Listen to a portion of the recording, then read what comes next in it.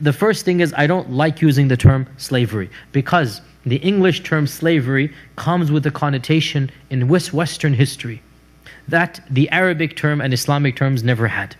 The very term slavery is historically loaded. And when we use the term, instantaneously we get images of Hollywood movies and whatnot of American slavery, which was honestly, historically speaking, one of the worst manifestations of this institution in human history. Even the ancient Romans treated their slaves better than what we saw in this land 200 years ago. And this is a historic fact which everybody acknowledges, that the way slavery existed, especially in this country, was really the worst manifestation of that institution in human history. So when we use the term slavery, automatically that type of image and scenario comes up, whereas that never existed ever in the history of Islam. Even in the history of many other cultures, that version did not exist. So I don't even like using the English term. Rather, we can use ubudiyya or riq or something of this nature, which is the Arabic connotation. Now, we need to look at the issue of riq from two angles. Firstly, within the context of their times and what did Islam do? And then secondly, within the context of our socio-political, ethical laws and the banning of the institution of slavery in the modern world. So firstly, within the context of their times. Within the context of their times, we need to understand that slavery or riq or ubudiyya was a universal practice. No culture or society had banned it ever in that period. In the Middle Ages, early in the Roman societies, Greek societies, Chinese societies, Indian societies, it was rampant around the whole globe. And Islam was the only and the first to institute laws for ubudiyya. There were no laws for ubudiyya, for riq, before the coming of Islam. And Islam was the only civilization to come and give a set of laws about dealing with riq. And of those laws were to limit, to have checks and balances put into place by, number one, restricting where do abs come from. And Islam restricted it to one and only one source: prisoners of war who are not ransomed.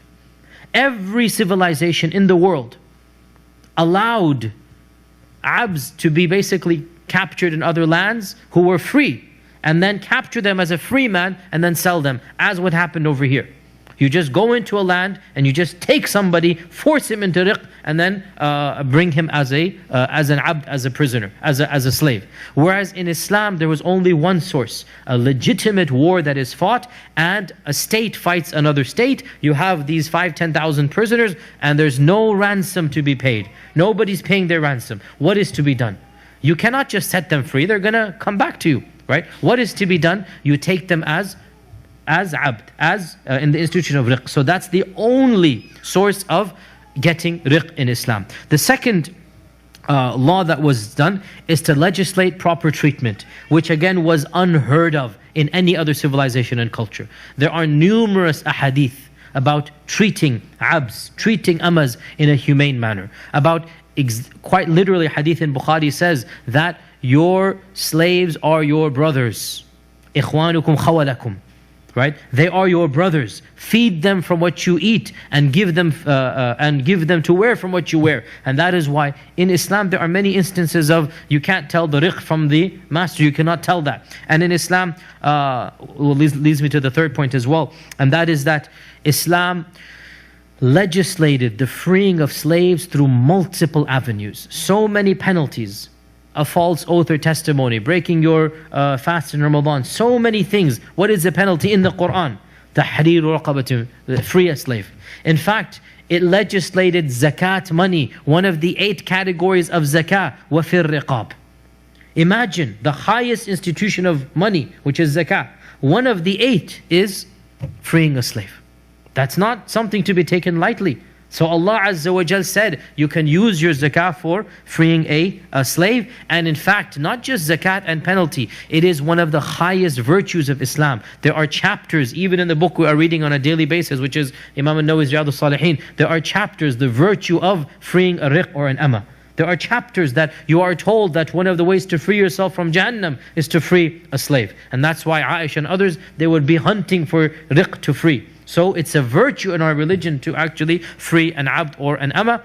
And fifthly, we can say that of the interesting things of our law is that it created a legal framework that incorporates treatment of riqs and amas, but it doesn't require their existence. So if we eliminate the whole institution of abds and amas, the Islamic Sharia is still valid and intact. There is no legislation that requires an abd.